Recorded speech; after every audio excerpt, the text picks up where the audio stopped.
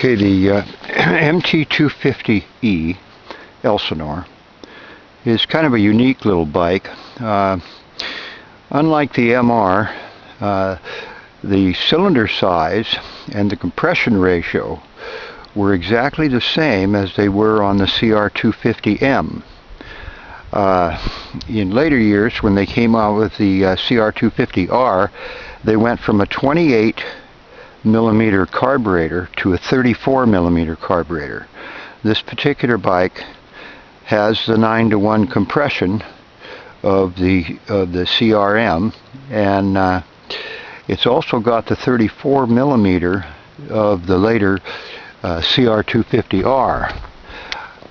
The only thing different between the CRs and these were the cylinder heads. The cylinder was the same. It was just the placement of the studs within the cylinder for the head that were different. The cylinder head was slightly different. Some of them could be bored out back here and compression release installed. Other than that, I rather like this head better because you have two plugs, so you're able to switch between them if you have a fouling situation, you know, from any number of reasons, water, whatever, you know. When you're out in the dirt, there's a lot of things that can happen. Anyway, this one has had the tank removed for the oil injection. You mix the oil just like you do with the CR. That's 32-to-1. It works really well. The rear shocks have been changed. They're a high-performance shock. I think you'll find them to be quite a bit better, a lot better travel. The bike's very clean. It's a nice machine.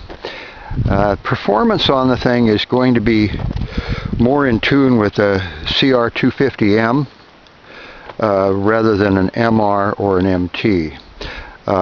It's strictly off-road, although I do have, for the other MT I've got things like tacks and speedometers and a headlight and whatnot for them, but I don't use them.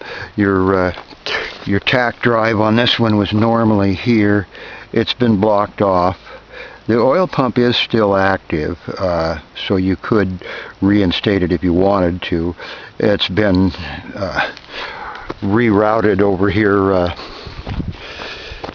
and been plugged off so that it's got its charge of oil in it, you know, and so it functions, but it's really not to be used. I like to keep a fuel filter in line, and that seems to help matters out. The gear reduction is great for the dirt and everything. It works very, very well. It's an aftermarket sprocket, and I'd have to look up the exact specs on the teeth on it, but it's a little lower than standard, and so it tends to climb a little better and that sort of thing. Fenders are the stock fenders. They've been refinished so that they're you know, appearing new again. Tank is very straight, no dents. Insides are clean.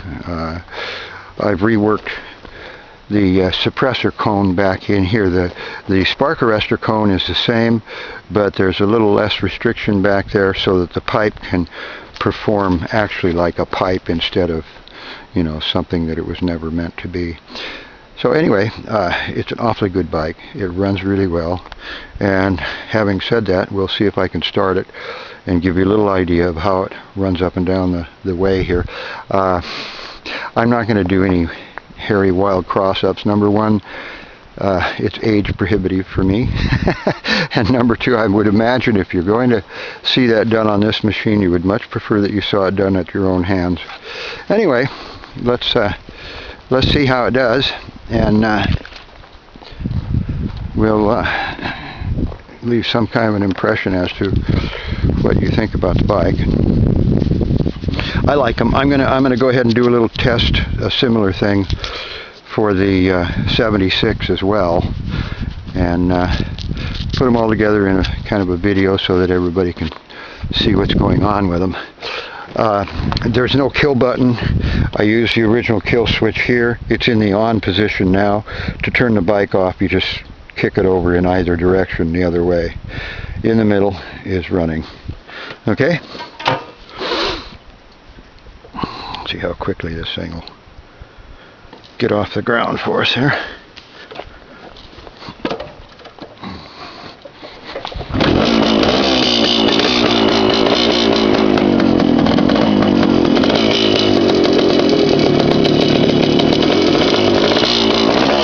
That's about all the choke you need for it.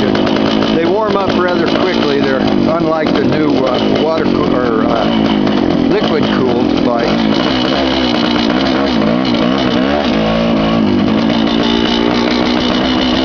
Pretty well behaved.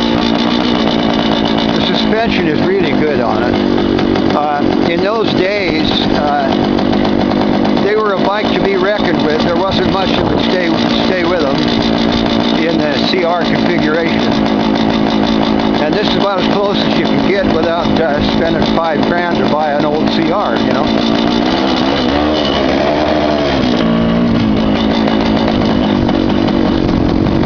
It's pretty rough down through here, but you can see it handles it well.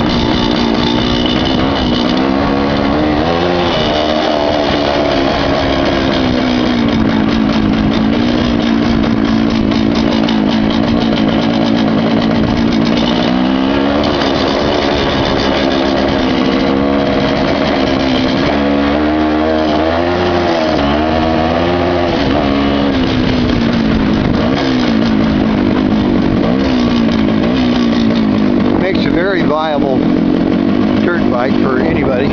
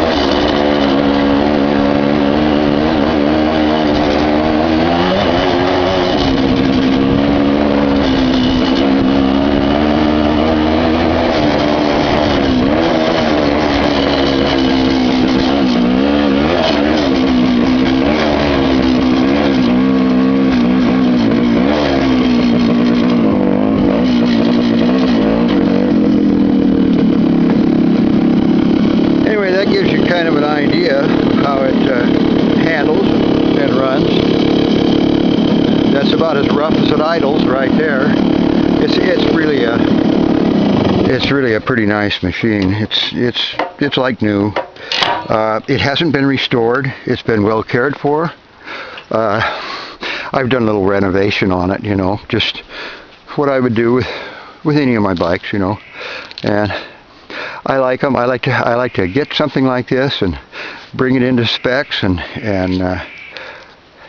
get some impressions on it, and then turn around and sell it to the next guy, and that way I get to have kind of a living collection of them, and that's kind of what it's all about for me, because they come from a time when I was flat tracking Triumphs and trying to make a desert racer out of a TR6 and, you know, that sort of thing. So for this old guy, they're kind of neat. I raced my first Honda in 1968, and they were something new to the country then, and guys didn't want to believe that the Japanese could do anything like that, but they did it, and I think Honda's going to be around a long time. They're a really good company. They make a really good product. Anyway, thanks for watching.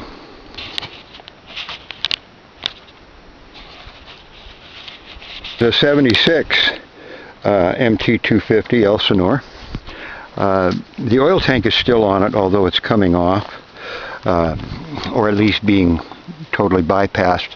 Right now it's functioning to run the oil pump, but I'm not using it as an oil injector. I'm mixing the fuel 32:1. This one is a standard setup MT250. It has a 28mm Keen carburetor. Standard specs. 9-to-1 compression ratio, the double plugs, you know, for ease if you happen to have one foul. I don't, all of the suspension is stock and works very well. There's no kill switch here on the left.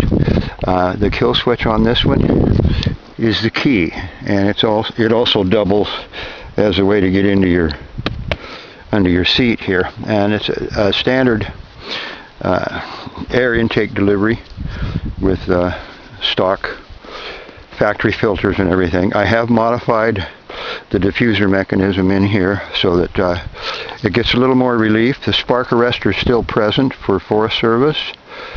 However, it allows the pipe to perform more in its capacity as an expansion chamber for the two-stroke.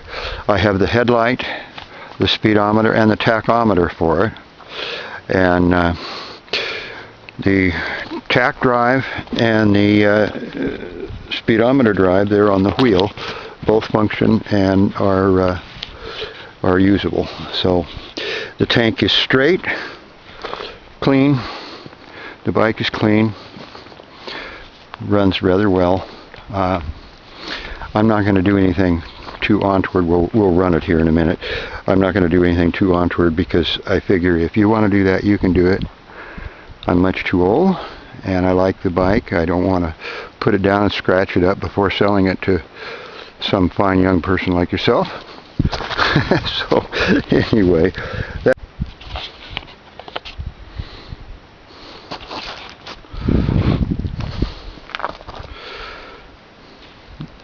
I don't think these little easy scare Kodak cameras were ever intended to be used as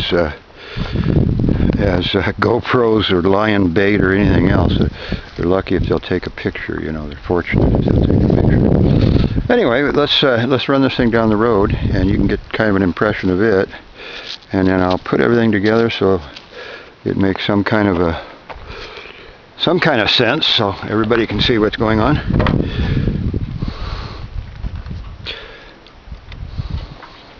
Switch on, see if she'll run.